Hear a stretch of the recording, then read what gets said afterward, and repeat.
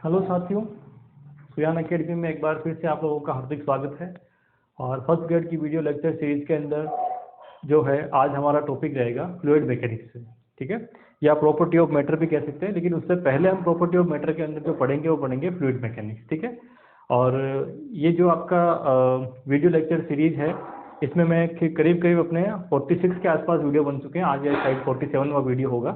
ठीक है, तो हम थोड़े टाइम के अंदर 4-5 दिन के अंदर जो है वो अर्धशतक लगाने वाले हैं वीडियो की सीरीज के अंदर।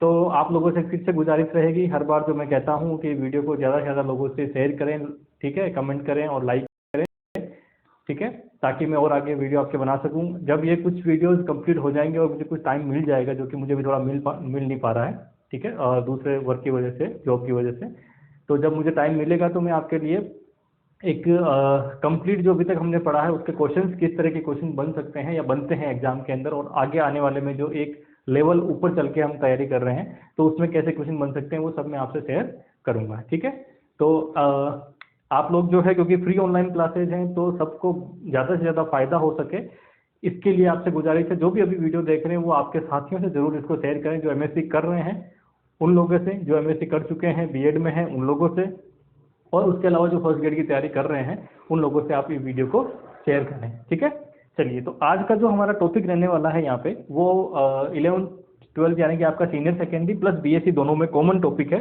उसकी मैं बात करना चाहूँगा।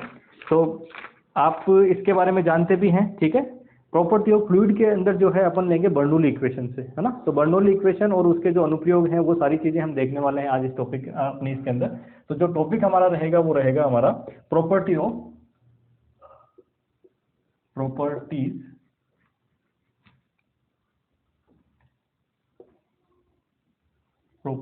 Of fluid. ठीक है, यानी कि तरल पदार्थों के गुणधर्म, यानी कि इसके अंदर जो है थ्योरेटिकल प्लस हमारा न्यूमेरिकल पोर्शन दोनों रहेगा। थ्योरेटिकल पोर्शन और न्यूमेरिकल पोर्शन जो है हमारे दोनों रहेंगे इसके अंदर, और उस थ्योरेटिकल पोर्शन से कैसे क्वेश्चन बनते हैं प्लस जो न्यूमेरिकल हमारा पोर्शन रहेगा उससे किस तरह के क्वेश्चन बनते हैं उनके बारे में हम जो है यहाँ पे पढ़ने वाले हैं। ठीक है, तो सबसे पहले हम स्टार्ट करते हैं प्रॉपर्टी ऑफ मैटर के अंदर।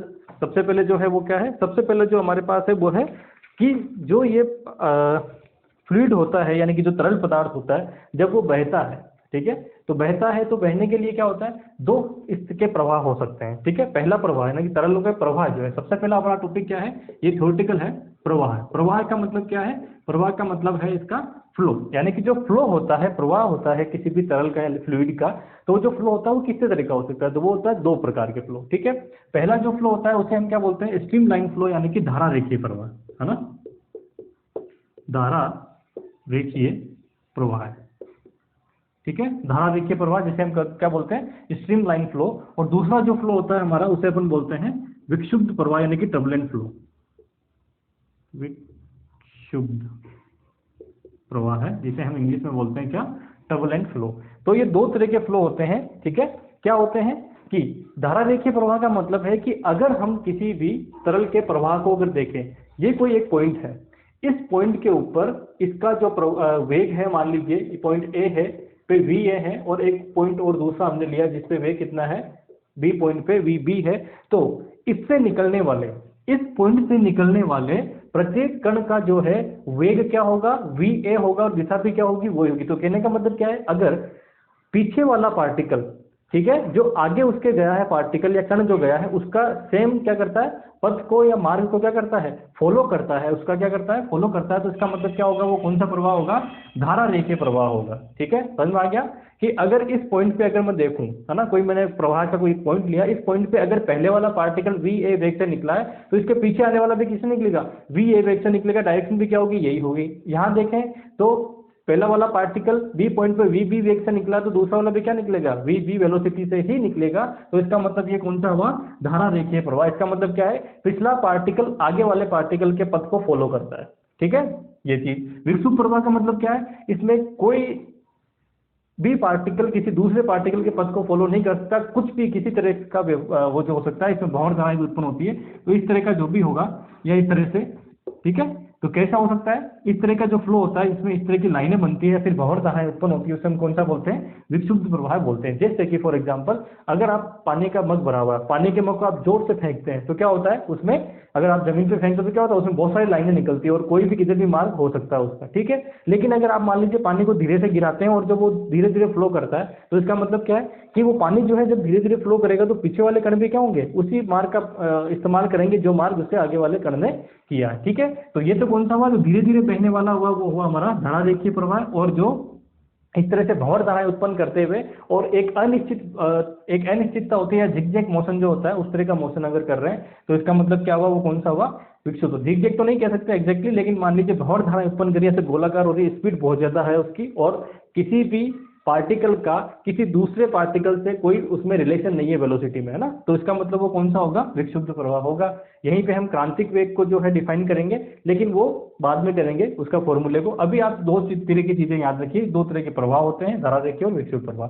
धारा रेखीय प्रवाह बड़ा इंपॉर्टेंट है हमारे, क्योंकि जो भी हम आगे की फिजिक्स इसमें इन वीडियो लेक्चर जो हमारा तरलों के प्रवाह वाला जो है, प्रवाह वाले में जो हम देखेंगे वो सारे के सारे किस पे डिपेंड करेंगे, धारा रेखीय प्रवाह में। धारा रेखीय प्रवाह है तो ही वो सारे के सारे जो हम पढ़ रहे हैं टॉपिक आगे के, आयलर की इक्वेशन पढ़ेंगे, देन उसके बाद में बर्नौली इक्वेशन पढ़ेंगे, बर्नौली इक्वेशन के अनुप्रयोग देखेंगे, वो सारे के सारे किस पे डिपेंड करता है, वो करता है धारा रेखीय प्रवाह में, ठीक है। तो चलिए आते हैं अब हम धारा रेखीय प्रवाह में। उससे पहले धारा रेखीय प्रवाह हो गया, प्रवाह दो प्रकार के होते हैं, हमारा थ्योरेटिकल थोड़ा सा कंसेप्ट था जो हमने देख लिया, कोई ज्यादा इसमें समझने वाली बात है नहीं, ठीक है। आप इतना समझ लीजिए कि अगर पिछले वाला कण आगे वाले कण के पथ को फॉलो करता है, इसका मतलब धारा रेखीय प्रवाह नहीं तो नहीं होगा, है ना सारे। और एक कोई पॉइंट लेते हैं, उससे प्रत्येक कण जो भी कण है वो निकलता है तो उसका वेग क्या रहना चाहिए, समान रहना चाहिए, ठीक है।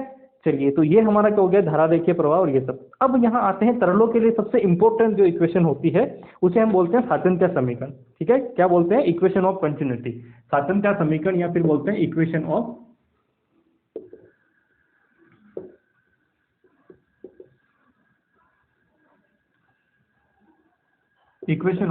कंटिन्यूटी, है ना।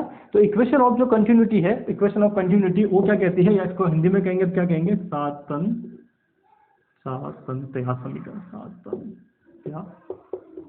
समीकरण, ठीक है। सातत्य समीकरण, या इसको जो है हम कहेंगे या equation of continuity. Equation of continuity या सातत्य समीकरण क्या कहता है कि हमारे पास जो लिक्विड है, जो तरल है, जो फ्लूइड है, वो क्या होना चाहिए, पहले तो होना चाहिए, वो होना चाहिए अकम्प्रेसिबल, है ना, अनकम्प्रेसिबल होना चाहिए, यानी कि जिसको दबाया नहीं जा सकता हो, कंप्रेस नहीं किया जा सकता हो, एक तो वो द्रव होना चाहिए, ठीक है। दूसरा क्या होना चाहिए कि जब अकम्प्रेसिबल जो आपका वो होगा, क्या बोलते हैं, द्रव होगा, ठीक है, जिसे हम दबाया नहीं जा सकता, या जिसके कह सकते हैं कि घनत्व में परिवर्तन नहीं किया जा सकता, डेंसिटी में परिवर्तन नहीं किया जा सकता, वो अगर मान लीजिए किसी नली में से फ्लो हो रहा है ना, किसी नली में से क्या हो रहा है, फ्लो हो रहा है, ठीक है।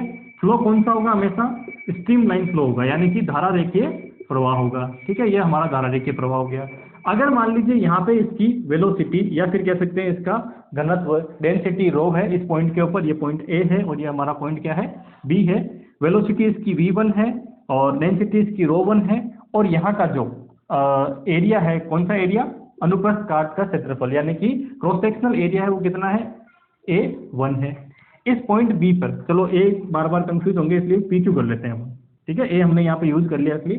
दूसरा, अगर यहाँ पे इसकी डेंसिटी कितनी है, रो2 है, ये दूसरा पॉइंट है, रो2 है, वेलोसिटी इसकी v2 है, और इसका जो क्रॉस सेक्शनल एरिया कितना है, A2 है। तो कहने का मतलब क्या हुआ, सातत्य समीकरण ये बताती है कि जितना फ्लूइड इसके अंदर जाएगा उतना ही क्या निकलेगा, बाहर निकलेगा। ये समझ में आ गया ना कि जो हमारा फ्लूइड है, जो भी तरल इसमें बह रहा है उसमें कमी नहीं हो सकती, जो जितना आपने अंदर डाला उतना ही तो क्या निकलेगा, बाहर निकलेगा। तो इसका मतलब क्या हुआ कि जितना द्रव अंदर जा रहा है उतना ही बाहर जा रहा है, तो अंदर जाने वाले द्रव और बाहर जाने वाले द्रव के अंदर रिलेशन क्या होगा, वो होगा rho v1 A1 is equal to rho v2 और A2, ठीक है। ये कौन सा है, ये हमारा केस हुआ। अगर मान लीजिए कैसा भी द्रव है, चाहे वो कंप्रेसिबल हो या नहीं हो, ठीक है, जिसका घनत्व परिवर्तन हो या नहीं हो, दोनों ही केस के अंदर सातत्य इक्वेशन ये कहती है कि आपके पास जो इक्वेशन बनेगी, यानी कि रो1 v1 A1 इनका मल्टीप्लिकेशन रो2 v2 और A2 के क्या होगा, इक्वल होगा। ये हमारी सातत्य इक्वेशन कहती है। इसको आगे और अगर हम जनरल वे में कहना चाहें तो ये कह सकते हैं कि किसी भी फ्लूइड के लिए जो कि किसी पाइप में से या नली में से फ्लो हो रहा है, उसके लिए रो VA जो क्या होता है, कांस्टेंट होता है, यही हमारी सातत्य इक्वेशन यानी कि इक्वेशन ऑफ कंटिन्यूटी होती है। ठीक है, ये बहुत ही इंपॉर्टेंट है। न्यूमेरिकल क्वेश्चन जब आप सोल्व करोगे तो उसके लिए सबसे इंपॉर्टेंट इक्वेशन बन जाती है ये वाली। ठीक है, न्यूमेरिकल क्वेश्चन में कहीं जगह और आगे जो भी आने वाले हमारे डेरिवेशन होंगे उनमें हम यूज करेंगे इस सब चीजों को। तो ये क्या लगा लीजिए, मोस्ट इंपॉर्टेंट लगा लीजिए। हम इस पर थोड़ा कम ध्यान देते हैं और कई बार न्यूमेरिकल क्वेश्चन बड़ा सीधा सा पड़ता है और वो इसके ऊपर आ जाता है। ठीक है, ये हो गया इक्वेशन ऑफ कंटिन्यूटी यानी कि इसके फ्लो के लिए। ठीक है, अब हम आते हैं इस पे आयलर इक्वेशन में। आयलर इक्वेशन जो है वो बड़ी इंपॉर्टेंट है और उसी से हम आगे क्या करते हैं, नॉर्मली आयलर इक्वेशन से ही हम क्या करते हैं, दोनों में रिलेशन फाइंड आउट, मतलब अभी मैं बताऊंगा आपको याद रखने का तरीका। ठीक है, तो उस आयलर इक्वेशन से ही हम क्या कर रहे हैं कि बर्नौली इक्वेशन को डिराइव कर सकते हैं। ठीक है, तो आयलर ने क्या कहा, जब ये फ्लो हो रहा है उस फ्लो के बारे में उन्होंने जो है फोर्स को लेके, है ना, किसको लेके, बल को लेके उन्होंने एक इक्वेशन को दी थी। ठीक है, तो अब हमारा जो अगला टॉपिक है वो कौन सा है, आयलर। एग्जैक्टली इसका नाम जो है वो जाएगा, हाँ आयलर समीकरण ही है और कुछ नहीं, मुझे लगा आयलर प्रवाह का समीकरण है, आयलर समीकरण है। और इसको जो अपन इंग्लिश में कहते हैं तो इसको यूलर बोल देते हैं, है ना, आयलर को इस तरह से लिखते हैं, आयलर इक्वेशन। और ये इक्वेशन क्या बताती है, ये इक्वेशन ये बताती है कि अगर मान लीजिए आपके पास जो है एक कोई कॉलम या फिर मान लीजिए एक कोई पाइप है इस तरह का। ठीक है, इस पाइप में आप क्या करते हैं, एक द्रव का कॉलम ले लेते हैं। क्या ले लेते हैं, पाइप में द्रव का कॉलम ले लेते हैं इस तरह का। ठीक है, हमने क्या किया, कॉलम लिया। तो इसमें से क्या हो रहा है, जो भी लिक्विड है वो फ्लो हो रहा है। कंडीशन क्या है लिक्विड के लिए, स्ट्रीमलाइन फ्लो, पहली चीज। दूसरी चीज क्या होनी चाहिए, अनकंप्रेसिबल होना चाहिए। ठीक है, ऐसे उस वाले द्रव की हम बात कर रहे हैं। तो उस केस में क्या हुआ कि यहाँ पे प्रेशर कितना है, P प्रेशर है। ठीक है, इस एक भाग में क्या है, प्रेशर P है और इसकी जो मोटाई है मान लीजिए कितनी है, dx है इस मोटाई। ठीक है, इस तरफ मान लीजिए प्रेशर कितना P डैश है और यहाँ से जो फ्लो कर रहा है इसकी वेलोसिटी कितनी है, v। ठीक है, इसकी वेलोसिटी कितनी है, v है। तो इस केस के अंदर हमें इसकी क्या बनानी है, इक्वेशन बनानी है आयलर की। और आयलर ने इक्वेशन जो दी थी उसको मैं डायरेक्टली लिख रहा हूँ क्योंकि उस पर मैं डेरिवेशन पे नहीं जा रहा हूँ। आयलर ने जो लास्ट इक्वेशन दी थी वो ये दी थी कि रो dv अपॉन dt। ठीक है, rho dv upon dt equal to minus S E, sorry minus नहीं प्लस में ही है, फिर माइनस डेल पी। ठीक है, तो यहाँ पे मैं दो तीन चीजें लिख देता हूँ। ये क्या है, रो का मतलब है डेंसिटी किसकी, जो आपका फ्लूइड मोशन कर रहा है। ये जो v है, v क्या है, वेलोसिटी। ठीक है, उसके बाद एफ ई क्या है, कोई भी एक्सटर्नल फोर्स, जो एक्सटर्नल फोर्स है हमारे पास वो, अगर कोई लग रहा हो तो। ठीक है, ये क्या है, एक्सटर्नल फोर्स है। P क्या है, P है प्रेशर।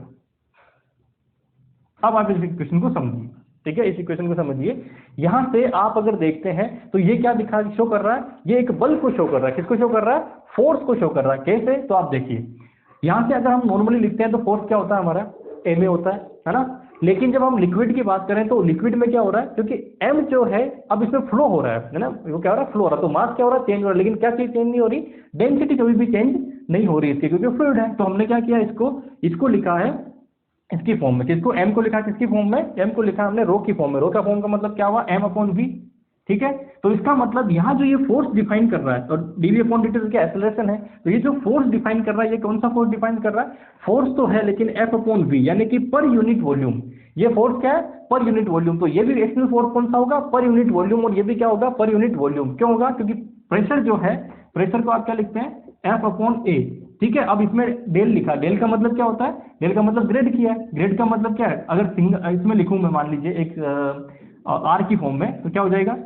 ठीक है, तो ये क्या अपने पास ऑलरेडी, सॉरी आर का मतलब क्या है, डिस्टेंस। तो डिस्टेंस से अगर इसको मैं और अगर मान लीजिए क्या करता हूँ, डिवाइड करता हूँ, तो कुल मिला के क्या हुआ, मीटर क्यूब। तो एफ अपॉन मीटर क्यूब मतलब क्या हुआ, एफ अपॉन वी। तो आ गया समझ में। तो इसका मतलब क्या है कि ये जो इक्वेशन है, ये सबसे पहले तो आपको ध्यान रखना कि आयलर जो इक्वेशन है वो किसको सेटिस्फाई कर रही है। एक तरह से आपको याद रखने का तरीका है कि ये क्या है, फोर्स की इक्वेशन है। ठीक है, क्या है, फोर्स की इक्वेशन है। और फोर्स भी कौन सा, पर यूनिट वॉल्यूम, पर यूनिट वॉल्यूम। ठीक है, यानी कि प्रति एकांक आयतन में जो आपका फोर्स है उस पर डिपेंड, उसकी एक इक्वेशन सेटिस्फेक्शन करने की एक इक्वेशन है। तो आपको ध्यान क्या रखना है, एक तरफ क्या आता है, रिजल्टेंट फोर्स मतलब मैं आपको याद रखने का तरीका बता रहा हूँ, ठीक है। रिजल्टेंट फोर्स क्या होता है, एम ए, तो एम ए है, तो जब आप इसके अंदर वी का पार्ट देंगे यानी कि वॉल्यूम का, तो एम अपॉन वी क्या बन जाएगा, रो, तो क्या बना, rho d b upon d t, ठीक है, इक्वल टू, अब कौन से फोर्स हो सकते हैं, दो फोर्स हो सकते हैं, एक तो इसको एक्सटर्नल फोर्स जो इसको फ्लो करवा रहा है वो, और एक क्या होगा, प्रेशर में अगर डिफरेंस है तो, ठीक है भाई। जो भी लिक्विड है वो किस तरह से फ्लो कर सकता है कि एक तो अगर आप उस पर एक्सटर्नल फोर्स लगाते हैं, ठीक है, जैसे मोटर चला के पानी के ऊपर भेजते हैं, वो वाला केस हो गया। दूसरा, अगर मान लीजिए जो दो हमने जो पाइप लिया है उसके पहले मुंह और दूसरे मुंह के बीच में प्रेशर का डिफरेंस है, तो क्या होगा, लोअर जो हाई प्रेशर है उधर से क्या होगा, लोअर प्रेशर की ओर क्या जाता है, लिक्विड फ्लो करेगा, ठीक है। तो प्रेशर का मतलब क्या है, प्रेशर में चेंज हो रहा है, प्रेशर में चेंज होने का मतलब क्या हुआ, प्रेशर में चेंज होने का मतलब किसके रेस्पेक्ट में, डिस्टेंस के रेस्पेक्ट में, है ना। तो इसका मतलब हमने क्या लिया यहाँ पे, ग्रेड लिया है। प्रेशर क्या है, एक स्केलर क्वांटिटी, तो स्केलर क्वांटिटी का डेल लेने का मतलब क्या हुआ, 3D में अगर है तो ये इक्वेशन, तो ये हमारी क्या बनती है, आयलर की इक्वेशन, ठीक है, कि जो आपका लिक्विड है उस पर बल लगता है, फोर्स लगता है, उसकी वजह से वो मोशन करता है, ठीक है। तो मोशन की इक्वेशन क्या होगी, rho d v upon d t equal to F e, यानी कि अगर आप कोई बाहर से एक्सटर्नल फोर्स लगा रहे हैं, minus del P, del P का मतलब क्या है, ये भी एक क्या है, फोर्स है, जब किसकी वजह से लगता है, प्रेशर के चेंज की वजह से, ठीक है। आगे समझ में ये सारी चीज, ये किसका है, ये है आयलर की इक्वेशन, ठीक है।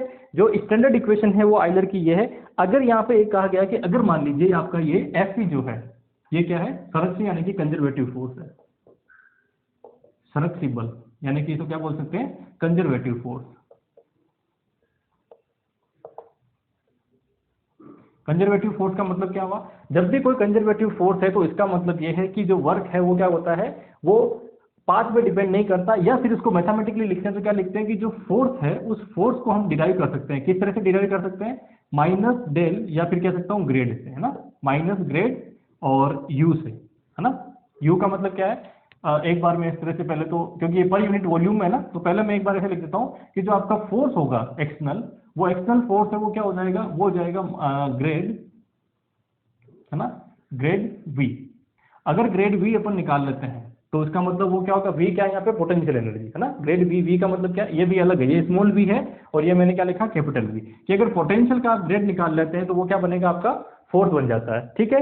पोटेंशियल का अगर आप क्या निकाल लेते हैं, ग्रेड निकाल लेते हो, फोर्स बन जाता है, तो वो क्या हुआ, हमारा संरक्षी बल। अब ये फोर्स कौन सा है, पर यूनिट वॉल्यूम, ठीक है, तो ये पर यूनिट वॉल्यूम है, ये फोर्स कौन सा है, पर यूनिट वॉल्यूम, क्योंकि कोई भी अगर इक्वेशन है, कोई भी अगर इक्वेशन है तो वो क्या होनी चाहिए, डायमेंशनली सेटिस्फाई होनी चाहिए। ये पर यूनिट वॉल्यूम है फोर्स, ये पर यूनिट वॉल्यूम है, तो ये भी क्या होगा, पर यूनिट वॉल्यूम है, ठीक है। एक्सटर्नल फोर्स पर यूनिट वॉल्यूम, ये चीज ध्यान रखिए, पर यूनिट वॉल्यूम, ठीक है।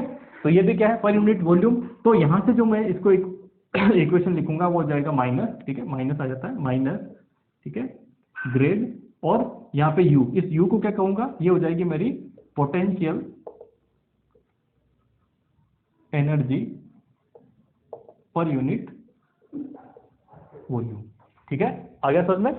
ये जो मेरी इक्वेशन है, इस इक्वेशन में मेरी पोटेंशियल एनर्जी जो यहाँ अपन कह रहे टोटल पोटेंशियल, ये टोटल फोर्स, ये क्या है, फोर्स पर यूनिट वॉल्यूम, तो ये इक्वेशन बन गई इस तरह से। और इस इक्वेशन को जब आप इसमें रख देते हैं तो आपके पास लास्ट इक्वेशन जो बनती है, rho d v upon d t equal to, ये रखेंगे तो माइनस यू माइनस, ठीक है, दोनों ग्रेड है तो ग्रेड को आप क्या ले सकते हो, बाहर ले सकते हो, तो जैसे इस ग्रेड को बाहर लोगे तो u प्लस पी बन गया आपके, और इधर से rho d v upon d t, ठीक है। ये क्या बन गई आपके, ये लास्ट जो आपकी इक्वेशन है वो कुछ इस तरह से बन जाती है, ठीक है। अब यहाँ से एक चीज और कर सकते हैं कि देखो, इसको जो ये इक्वेशन है, अगर मैं इसको वन डायमेंशन में लिखना चाहूँ, किसमें, वन डायमेंशन में, जब मैं 1D में लिखूंगा, क्योंकि फ्लो यहाँ पे क्या हो रहा है, वन डायमेंशन फ्लो है, एक्स वाई में अगर मान लीजिए फ्लो नहीं है, तो वन डायमेंशन में लिखूंगा तो क्या हो जाएगा, rho dv upon dt minus, sorry minus क्या, equal to minus del over del x, one dimension ले लेते हैं, ठीक है। तो ये बन गया हमारे पास u प्लस पी, ये इक्वेशन बनी। अब यहाँ से क्या कर सकता हूँ मैं, इसको और अच्छा दिखाने के लिए इस इक्वेशन को सिर्फ और सिर्फ क्या या फिर कह सकते हैं कि एक कांस्टेंट के फॉर्म में लेने के लिए कि कांस्टेंट क्या रहेगा इसके अंदर, फ्लो के अंदर, तो मैं क्या कर सकता हूँ, यहाँ dt आ रहा है, या क्या आ रहा है, x आ रहा है, यानी कि यहाँ x के रेस्पेक्ट में डिफरेंशिएशन हो रहा है, यहाँ किसके रेस्पेक्ट में हो रहा है, t के रेस्पेक्ट में। तो इसको भी मैं क्या करता हूँ, लेंथ के रेस्पेक्ट में डिफरेंशिएशन में कन्वर्ट कर देता हूँ। ये तो आपने लिख लिया होगा, इससे आगे बढ़ रहा हूँ मैं अब यहाँ से, है ना। स्टैंडर्ड आयलर इक्वेशन जो मैंने सबसे स्टार्टिंग में लिखी थी वो हो गई, और देन उसके बाद हम आगे चल रहे हैं अब कि इसमें क्या चीज कांस्टेंट रहेगी, उसी से फिर हम आगे क्या बनाएंगे, बर्नौली का इक्वेशन बनाएंगे। ठीक है, तो यहाँ से अगर मैं देखता हूँ तो मैं dv अपॉन dt है, इसको क्या लिख सकता हूँ, इसको अगर मैं dx से डिवाइड कर दूं और dx से मल्टीप्लाई कर दूं, ठीक है, dx से डिवाइड कर दूं, dx से मल्टीप्लाई कर दूं, तो ये क्या बन जाएगा, v dv अपॉन dx बन जाएगा। ठीक है, क्या बन गया, v dv अपॉन dx। अब इसको मैं और अच्छे तरीके से क्या लिख सकता हूँ, इसको मैं अगर और अच्छे तरीके से लिखना चाहूँ तो ये लिख सकता हूँ half v square upon dx।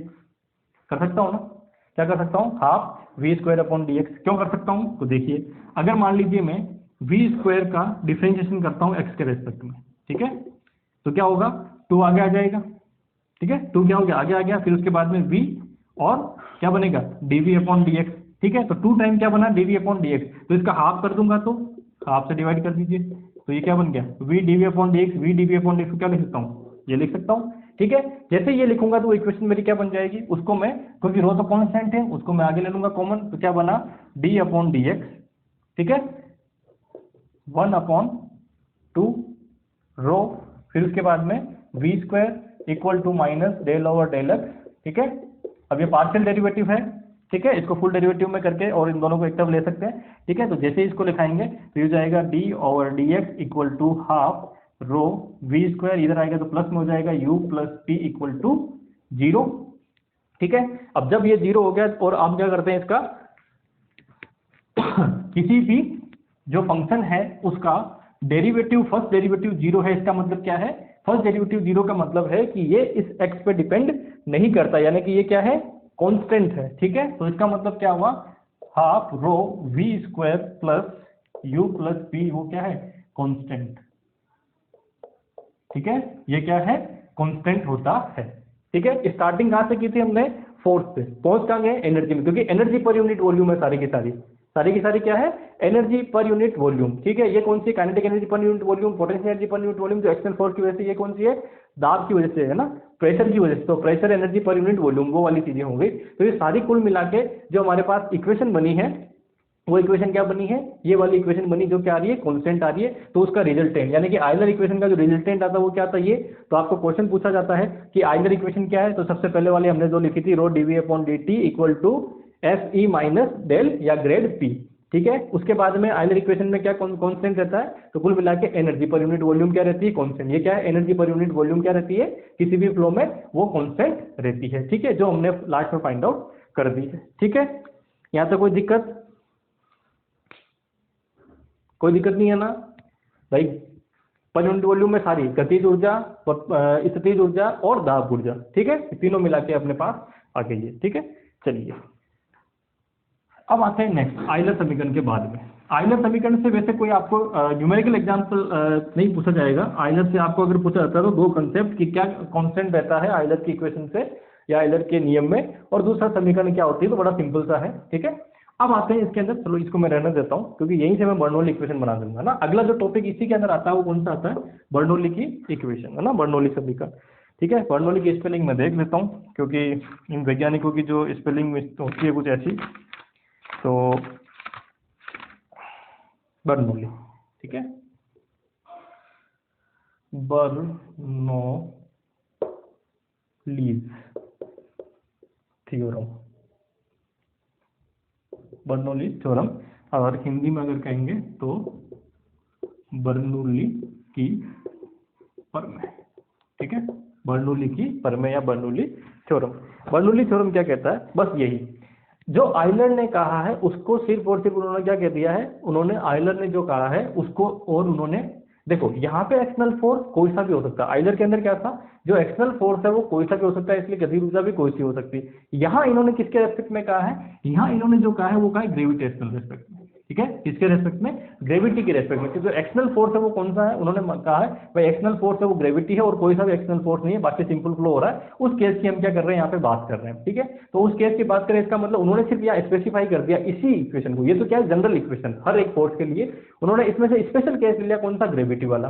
ठीक है, तो ग्रेविटी वाला केस ले लिया, तो उन्होंने क्या कहा, उन्होंने ये कहा है कि कोई भी जो अश्यान और जो असंपीड्य, असंपीड्य मतलब अनकंप्रेसेबल, और अश्यान का मतलब शान बल होता है विस्कोस, और अनशान का मतलब हुआ अनविस्कोस, यानी कोई ऐसा अगर फोर्स है, सॉरी ऐसा अगर कोई लिक्विड है जो कि फ्लो कर रहा है, किसमें से, किसी भी स्थान, एक स्थान से दूसरे स्थान पे अगर मान लीजिए स्ट्रीम लाइन फ्लो कर रहा है, धारा रेखीय प्रवाह कर रहा है, तो उस धारा रेखीय प्रवाह में जो मार्ग होगा उसका, उसके प्रत्येक बिंदु पर उसकी एकांक आयतन में गतिज ऊर्जा, स्थितिज ऊर्जा, कौन सी, गुरुत्वीय स्थितिज ऊर्जा, और तीसरा दाब ऊर्जा, ये तीनों क्या रहेंगे, कांस्टेंट रहेंगे। ठीक है, क्या क्या कहा था, अशान यानी कि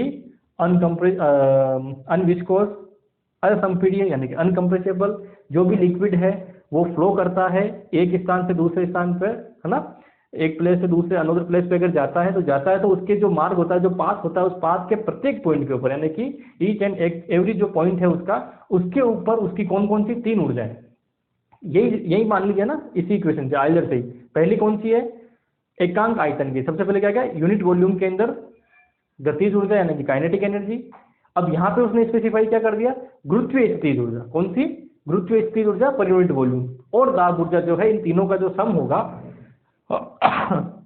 सॉरी, इन तीनों का जो सम होगा वो क्या रहेगा, हमेशा कांस्टेंट रहेगा। ठीक है, ये इन्होंने कहा है। ठीक है, इसको लिख लेते हैं। तो कैसे कैसे लिखेंगे, सपोज कर लीजिए कि अब क्योंकि गुरुत्वीय स्थितिज ऊर्जा है, तो गुरुत्वीय स्थितिज ऊर्जा किस पे डिपेंड करती है, नॉर्मली अगर हम इस अर्थ की सरफेस के आसपास हैं तो देखो, मैंने अभी पिछले वीडियो में बनाया था, टोटल मिला के स्थितिज ऊर्जा कौन सी होती है, ये वाली।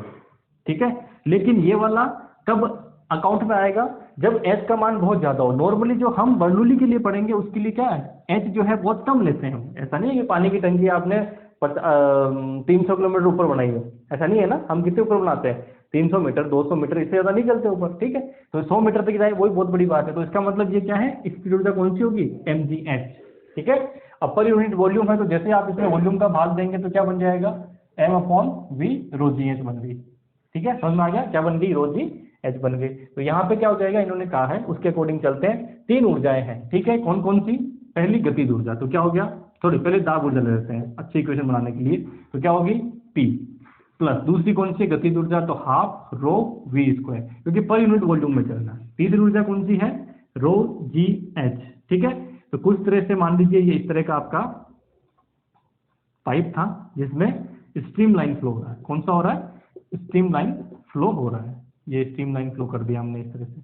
ठीक है, तो जब स्ट्रीम लाइन फ्लो कर रहे हैं, यहाँ प्रेशर था P1, ठीक है, ρ1 और V1 वेलोसिटी, यहाँ से जो है अपन मान लीजिए हाइट लेते हैं।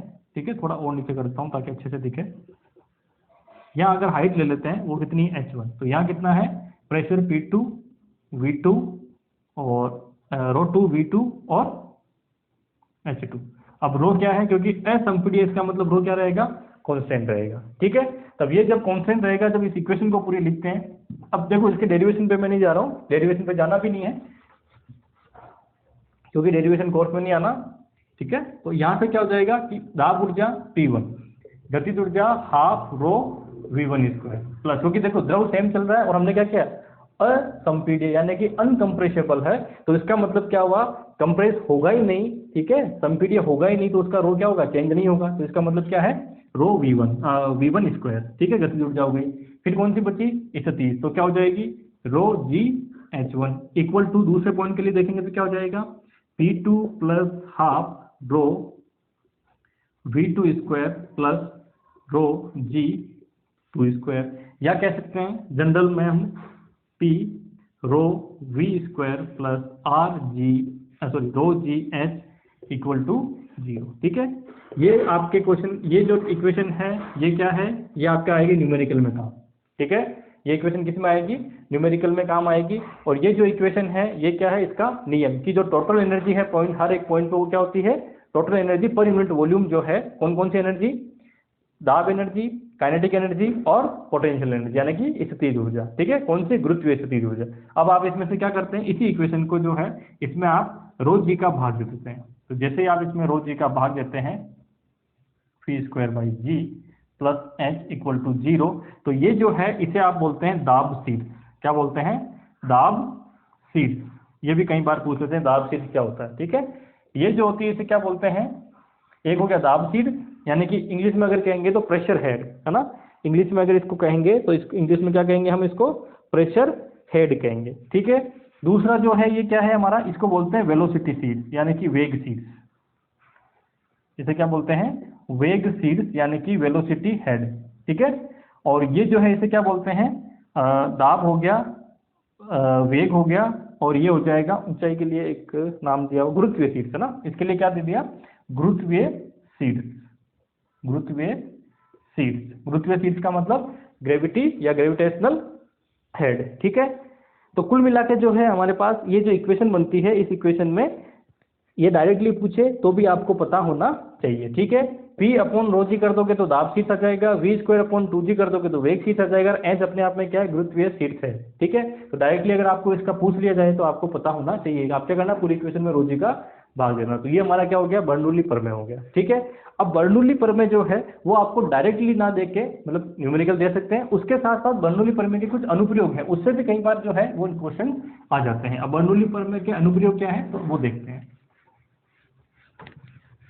बर्नौली प्रमेय का जो सबसे पहला अनुप्रयोग है, तीन अनुप्रयोग देखेंगे बर्नौली के अपन, ठीक है। तीन अनुप्रयोग देखेंगे। तो पहला जो अनुप्रयोग है वो है वेंचुरी प्रवाह मापी, ठीक है। क्या है, वेंचुरी प्रवाह मापी,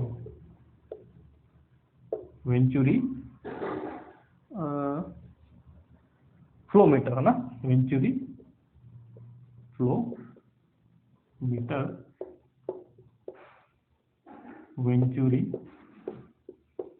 प्रवाह मापी, ठीक है।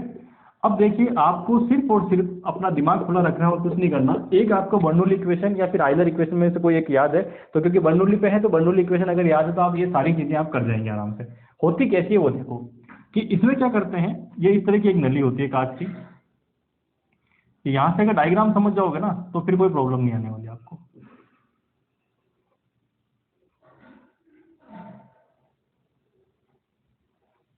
इस तरह के, और उसके बाद में यहां से फिर से,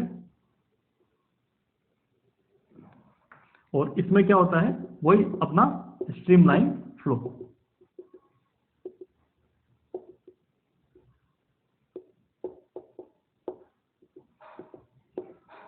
ठीक है। स्ट्रीमलाइन क्या होता है, फ्लो होता है। यहाँ पे अगर ये क्या लगे होते हैं, दो नलियां लगी होती है जिसमें क्या निकालते हैं हम, एच फाइंड आउट, यानी कि हाइट देखते हैं कि पानी की हाइट जो है वो हमारे कितनी है। जो पानी मतलब कोई भी लिक्विड हो, तो मान लीजिए इसमें H1 हाइट आ रही है, इसमें कितनी आ रही है H2, वो डिपेंड करता है किस पे, प्रेशर पे। यहाँ प्रेशर कितना है P1, ठीक है। यहाँ प्रेशर कितना है P2, उसके अकॉर्डिंग ये ऊपर नीचे जाएगा, ठीक है। यहाँ पे जो वेलोसिटी है वो कितनी है V1, और यहाँ पे वेलोसिटी कितनी है V2। अब आप इसको समझिए क्यों है यहाँ पे वेलोसिटी और ये सब अलग अलग। आप जब आप मान लीजिए पानी, पौधों में पानी दे रहे हैं है ना, तो पानी दे रहे हैं तो जैसे ही आप या फिर गाड़ी धो रहे हैं तो आप क्या करते हैं, जब उस मुंह के ऊपर जो आपका पाइप है उसका लास्ट जो मुंह जैसे पानी निकल रहा है उस पर जैसे अंगूठा देते तो क्या किया आपने, वहां का एरिया कम कर दिया। तो एरिया कम कर दिया तो इसका मतलब क्या, पानी जितना है उसमें क्या कह रहे हैं, पानी के अमाउंट में कोई चेंज नहीं है, पर यूनिट वॉल्यूम में जो पानी फ्लो हो रहा है पर यूनिट टाइम के अंदर वो क्या रहेगा, सेम ही रहेगा, वो चेंज नहीं होता है। जब वो चेंज नहीं होगा इसका मतलब पीछे से आने वाला पानी तो उतना ही स्पीड से आ रहा है, अब आगे निकलना है तो क्या करेगा, स्पीड से निकलेगा, तो क्या होगा, बहुत दूर तक पानी जाता है। करते हैं ना ऐसा फ्लो, वही चीज है। जैसे आपने क्या किया, इसको नेरो किया, पानी क्योंकि क्या है अनकंप्रेसेबल है ना, तो अनकंप्रेसेबल है इसका मतलब क्या है कि असंपीड्य, तो इसका मतलब वो आगे जाएगा तो सही, तो इसकी स्पीड क्या होगी, बढ़ जाएगी, प्रेशर क्या होगा, जो भी उसका होना है, बढ़ना घटना जो भी चीजें उस पर डिपेंड करती है, ठीक है। तो यहां से मुझे क्या देखना है, ये चीज आ गई मेरे पास H1, ठीक है। तो आइए अब इस क्वेश्चन को करते हैं। तो सबसे पहले मुझे क्या देखना है कि अगर मान लीजिए, अब देखिए इसके अंदर क्योंकि क्षैतिज है, अब सबसे बड़ी बात क्या है, ये क्या होती है, क्षैतिज होती है।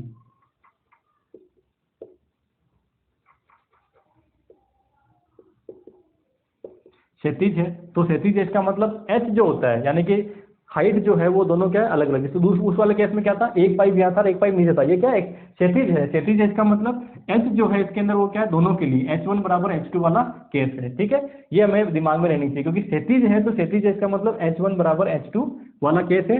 H1 बराबर H2 वाला केस है, इसका मतलब क्या हुआ, इसका मतलब ये हुआ कि अगर मैं मान लीजिए इस वाले पार्ट में, इस वाले पार्ट में क्या लगाता हूँ, बर्नौली की इक्वेशन लगाता हूँ। जैसे बर्नौली इक्वेशन लगाऊंगा तो P1 प्लस हाफ रो V1 स्क्वायर किसके होगा, P2 plus half rho V2 square के बराबर होगा। तो P1 माइनस P2 किसके बराबर हो गया, P1 माइनस P2 बराबर हो गया half rho V2 square minus V1 square, क्योंकि V2 बड़ा होगा, पतली है वहां पे वेलोसिटी क्या होगी, बड़ी होगी, ठीक है। चलिए तो उसके अकॉर्डिंग फिर क्या होगा, उसके अकॉर्डिंग जो है ये मेरी फर्स्ट इक्वेशन बन गई। सेकंड इक्वेशन अगर मैं बनाना चाहूँ तो देखिए ये H1 H2 ये किस पे डिपेंड करेंगे, प्रेशर पे डिपेंड करेंगे। तो इसका मतलब क्या होगा, P1 माइनस P2 अगर मैं यहाँ से देखूँ तो वो किसके बराबर होगा, रो जी और H1 माइनस H2 किसके बराबर होगा, H1 माइनस H2। ये मेरा क्या होगा, इक्वेशन नंबर 2। तो इन दोनों इक्वेशन को मैं क्या करूंगा, इन दोनों इक्वेशन को इक्वेट करेंगे। तो यहाँ से P1 माइनस P2 की वैल्यू क्या रख देते हैं, ये रख देते हैं। तो कुल मिला के मेरे पास कि half rho V2 square minus V1 square equal to किसके आ गया, rho G H2 minus H1 minus H2, H1 minus H2 आ गया। ठीक है, ये क्या आ गया, H1 माइनस H2। अब H1 माइनस H2 को मैं क्या कहता हूँ, एक हाइट जो है उसको मैं स्मॉल h से डिनोट कर देता हूँ। ये जो है ये हाइट कितनी है, स्मॉल h। ठीक है, तो H1 माइनस H2 जो है उसको मैंने एक स्मॉल हाइट से डिनोट कर दिया। जब स्मॉल हाइट से डिनोट कर दूंगा देन उसके बाद में जो है मुझे फाइंड आउट क्या करना है, यहाँ पे अल्टीमेटली वेलोसिटी फाइंड आउट करनी है। ठीक है, क्या फाइंड आउट करनी है, अल्टीमेटली मुझे वेलोसिटी फाइंड आउट करनी है। अच्छा, रो से रो कैंसिल हो जाएगा, एक तो ये देखिए रो से रो कैंसिल हो गया, तो V2 minus V1 square equal to मैं कर देता हूँ GH। ठीक है, और ये 2 इधर जाएगा तो क्या हो गया, 2GH कर देता हूँ। ठीक है, यहाँ से मैं क्या करता हूँ, V1 की वैल्यू फाइंड आउट कर लेता हूँ। और V1 की वैल्यू कैसे फाइंड आउट करूँ, तो देखिए एक तो इक्वेशन मेरे पास कौन सी आ गई, बर्नौली की इक्वेशन से। ठीक है, दूसरी मैंने क्या कहा था, जब भी ऐसा कोई केस आए तो आपको किस पे जाना, सतन का इक्वेशन पे जाना। सतन का इक्वेशन क्या कहती है कि रो जी एच जो है वो कितना हो, sorry row A row V A है ना, रो वी और ए ये क्या होता है, कांस्टेंट होता है। ठीक है, तो देखो यहाँ पे क्योंकि दो असमप्रिय है तो रो तो कोई दिक्कत वाली बात नहीं है। तो इसका मतलब क्या होना चाहिए कि V1 A1 बराबर किसके होना चाहिए, V2 A2 के बराबर होना चाहिए। ठीक है, V1 A1 किसके बराबर होना चाहिए, V2 A2 के बराबर होना चाहिए। ठीक है, तो यहाँ से क्या करते हैं, V1 को रिप्लेस कर देते हैं। हम ऐसा करते हैं, किसको कर देते हैं, V2 को कर देते हैं, V2 को रिप्लेस करते हैं। जैसे ही V2 को रिप्लेस करोगे तो क्या बन जाएगा आपके पास ये इक्वेशन A1 A2 V1। ठीक है, इसको आप यहाँ रख दीजिए। जैसे ही इसको आप यहाँ रखेंगे तो इक्वेशन क्या बन जाएगी, ये इक्वेशन बन जाएगी मेरे पास कि 2GH इक्वल टू है ना, 2GH इक्वल टू यहाँ से आप देखिए V2 माइनस V1 है तो V2 को रिप्लेस करेंगे तो क्या हो जाएगा, A1 का स्क्वायर अपॉन A2 का स्क्वायर और V1 square minus V1 square. ठीक है, इसको ले लीजिए आप कॉमन, तो 2GH कॉमन लेंगे तो इक्वेशन क्या बन जाएगी, A1 square A2 square minus 1 और V1 का स्क्वायर। अब मुझे क्या फाइंड आउट करना है, V1 फाइंड आउट करना है। ठीक है, तो V1 फाइंड आउट कर लेते हैं। हम करना क्या चाह रहे हैं, हम ये चाह रहे हैं कि जो ये फ्लो हो रहा है, जो पानी फ्लो हो रहा है उस फ्लो की दर क्या है ना, उसकी रेट क्या है फ्लो होने की है ना, वो इससे फाइंड आउट करना है। अल्टीमेटली हमारा फॉर्मूला वो बनाना है इसके अंदर। ठीक है, तो अब नेक्स्ट इक्वेशन में देखिए कि नेक्स्ट इक्वेशन में मेरे पास V1 स्क्वायर इक्वल टू कितना आ जाता है, इसको आप एलसीएम लेके इसको डिवाइड करेंगे तो ये आ जाता है 2GH और ऊपर क्या चला जाएगा, A2 ऊपर चला जाएगा, नीचे बन जाएगा A1 square minus A2 square. ठीक है, ये इक्वेशन बनी। यहाँ से आप क्या करिए, V1 निकाल लीजिए। ठीक है, तो V1 कितना हो जाएगा, 2GH A2 स्क्वायर और A1 square minus A2 square to the power 1/2। ठीक है, ये क्या निकला, ये मेरे पास निकला जो वाटर यहाँ से फ्लो हो रहा है, कोई भी है ना जो लिक्विड है उसकी वेलोसिटी कितनी होगी इसकी फॉर्म में, यानी कि यहाँ पे इसका जो क्रॉस सेक्शनल एरिया A1 है और इसका अगर मान लीजिए क्रॉस सेक्शनल एरिया A2 है, उस केस के अंदर जो है वाटर फ्लो कर रहा है उसकी कितनी वेलोसिटी होगी। अब वेलोसिटी से मुझे क्या निकालना है, वेलोसिटी से मान लीजिए मुझे निकालना है इसका कि प्रति सेकंड के अंदर कितना वाटर यानी कि पानी या कोई भी जो है वो कितना फ्लो हो रहा है वो मुझे फाइंड आउट करना है। ठीक है, अब मैं यहाँ पे थोड़ा सा एक कंसेप्ट यूज लूंगा और वो क्या है बताता हूँ मैं आपको। अल्टीमेटली मुझे क्या निकालना है कि पर यूनिट टाइम में ना, पर यूनिट सेकंड कह सकते हैं, यानी कि पर यूनिट सेकंड के अंदर वाटर फ्लो कितना होता है ना, कि लिक्विड फ्लो ना, per unit time liquid flow, उस अमाउंट को मुझे फाइंड आउट करना है जिसे हम क्या कहते हैं, फ्लो की रेट ऑफ फ्लो कह सकते हैं ना, तो वो मुझे फाइंड आउट करना। तो मेरे पास वेलोसिटी आ गई है।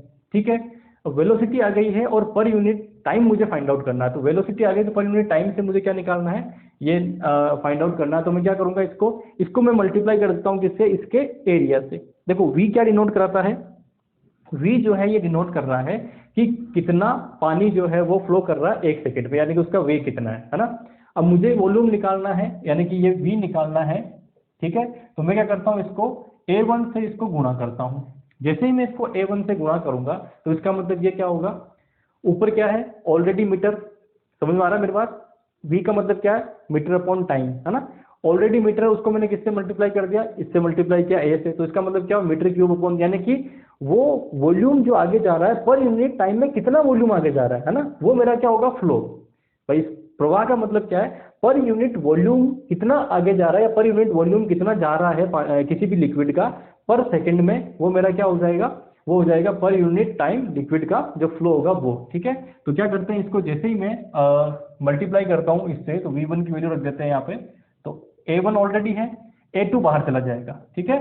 A2 बाहर चला गया तो अंदर क्या बचा, 2GH A1 square minus A2 square, ठीक है, टू द पावर 1/2।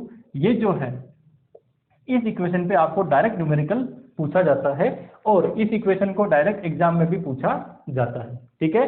वेंचुरी प्रवाह मापी के लिए हम इतनी जो भी रामायण हमने करी है, ये रामायण किसके लिए करी है, उस चीज के लिए करी है। ये मैंने इसलिए करवाया है कि कई बार ये फॉर्मूला दिमाग में नहीं रहता, तो आप फटाफट फटाफट ये इक्वेशन रख के इसको सोल्व कर सकते हैं, क्योंकि 2 नंबर कमाने के लिए, ठीक है, यही वो चीजें होती है जो अक्सर, यानी कि ये जो फॉर्मूला है, ये वो फॉर्मूला है जो अक्सर लोग 80 से 85% छोड़ के आते हैं, ठीक है। या फिर इसमें तुक्का लगा के कंफ्यूजन रहता है, पढ़ के सब जाते हैं लेकिन ये कंफ्यूजन रहता है कि A1 A2 में से किसको माइनस के लिए क्या करें, थोड़ा लेंथी सा लगता है कंफ्यूजनिंग, तो वो क्या करते हैं, इसको छोड़ के आते हैं, या फिर रटा हुआ तो आप डायरेक्ट लगा सकते हैं, ठीक है। बाकी नॉर्मली, और इस पे जो न्यूमेरिकल क्वेश्चन आता है बहुत ईजी आता है, लेकिन क्या है कि हम इस फॉर्मूले में इतना डिफिकल्ट लगता है कि हम न्यूमेरिकल को सोच यार छोड़ो इसको बाद में करेंगे, और बाद में कभी कर नहीं पाते हैं। तो इस चीज का ध्यान रखिए, अभी मैं आपको करवा भी दूंगा, ठीक है। तो इसके अंदर क्या है, ये है हमारे पास वाटर फ्लो, ठीक है, कि जो वाटर या फिर जो भी है, बार बार वाटर बोल रहा हूँ, वाटर का मतलब लिक्विड है, कोई सा भी लिक्विड है अगर वो फ्लो कर रहा है, उसके लिए इक्वेशन क्या बनती है, प्रवाह की इक्वेशन जो बनती है वो ये बनती है, प्रवाह की दर जो होती है, रेट ऑफ फ्लो है, वो क्या है, V = A1 A2, ठीक है, 2GH upon A1 square minus A2 square to the power half, ठीक है, होल पावर हाफ, ठीक है। ये किस केस के लिए, अगर स्पेशली लिखा आता है वेंचुरी प्रवाह मापी, उस केस के लिए है, ठीक है। चलिए नेक्स्ट इसका जो आता है पिटोट, है ना, पिटोट नली, वो भी एक इसी तरह का नली होती है, या फिर यंत्र होता है जिससे हम क्या निकालते हैं, वेलोसिटी फाइंड आउट करते हैं कि कोई भी जो फ्लो हो रहा है लिक्विड का, उस लिक्विड के अंदर क्या, फ्लूइड का, उसमें लिक्विड भी हो सकता है और क्या हो सकता है, गैस भी हो सकती है ना, यानी कि वायु, यानी कि एयर भी हो सकती है। इसको वायुयान के जो पंखे हैं उसके ऊपर यूज किया जाता है नॉर्मली, ठीक है। वायुयान के जो पंखे हैं उन पर किसको यूज किया जाता है, पिटोट नली को यूज किया जाता है, ठीक है। इंग्लिश में लिखते हैं तो पिटोट ट्यूब, और हिंदी में कहते हैं इसको पिटो नली, ठीक है। इसका भी देख लीजिए, बड़ा सिंपल सा ही डेरिवेशन है, कुछ ज़्यादा इसमें है नहीं, कि ये इस तरह से मान लीजिए नली है, और ये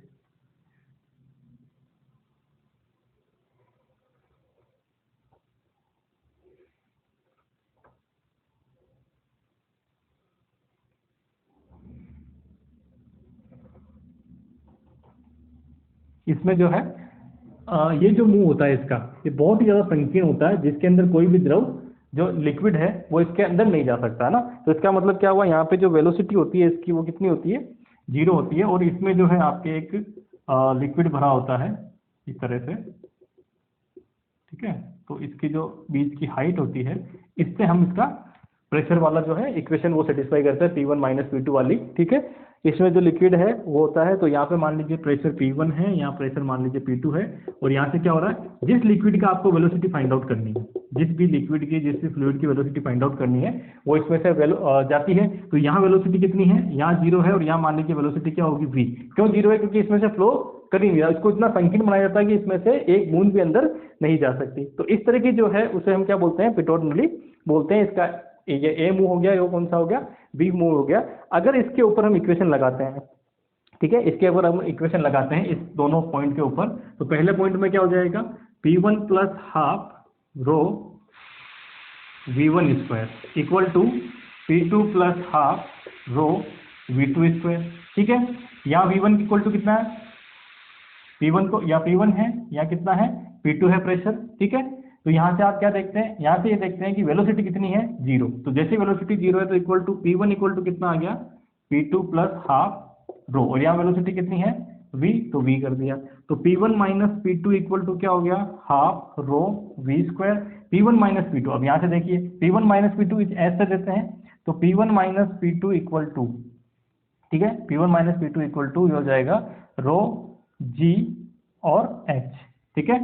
तो रो जी एच यहाँ रखेंगे इस वैल्यू को, तो ये हो जाएगा rho g h equal to half rho v square, rho से रो कैंसिल, तो v इक्वल टू, है ना, v इक्वल टू 2 इधर जाएगा तो 2gh और साथ में रूट में, ठीक है। तो ये क्या आ जाएगी इसकी वेलोसिटी।